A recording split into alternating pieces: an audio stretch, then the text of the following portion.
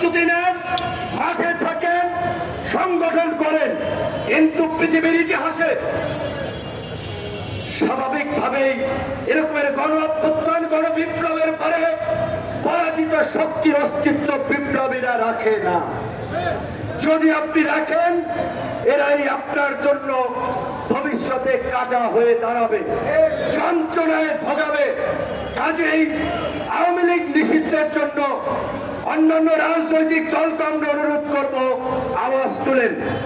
নির্বাচন নিয়ে যত আওয়াজ দেখি, আওয়ামী লীগের বিরুদ্ধে তত আওয়াজ দেখি না। এবং নির্বাচনের আগে অবশ্যই কাঙ্ক্ষিত সংস্কার করতে হবে।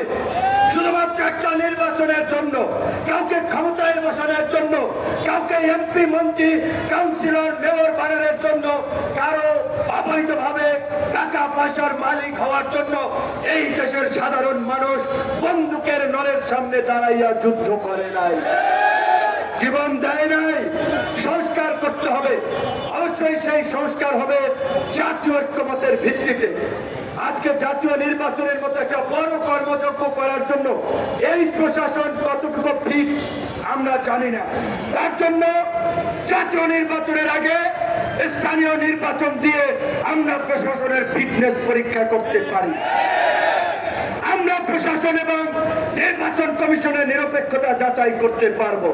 তাই জাতীয় নির্বাচনের আগে স্থানীয় নির্বাচন দেওয়াটা আমি মনে করি এটা একটা ভালো পদক্ষেপ হতে পারে। একই সাথে আমরা সরকারকে আবার অনুরোধ করব, আপনারাই বলেছেন সংস্কার কমিশনগুলোর প্রতিবেদন দেওয়ার পরে জাতীয় ঐক্যমত প্রতিষ্ঠা করে আপনারা সেগুলো বাস্তবায়ন করবেন।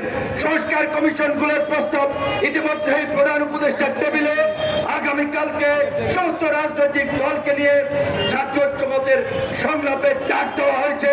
আমি প্রধান উপদেষ্টা সহ সরকারকে বলবো, ওই সংলাপ থেকে আপনারা এই জনআকাঙ্ক্ষার বাংলাদেশ বিনির্মাণে রাষ্ট্র সংস্কারের জন্য আগামীতে 1 বছর হোক, 6 মাস পরে নির্বাচন হোক, সেই নির্বাচনের পূর্ব পর্যন্ত জাতীয় ঐক্যমতের সরকার প্রতিষ্ঠার ঘোষণা দিন।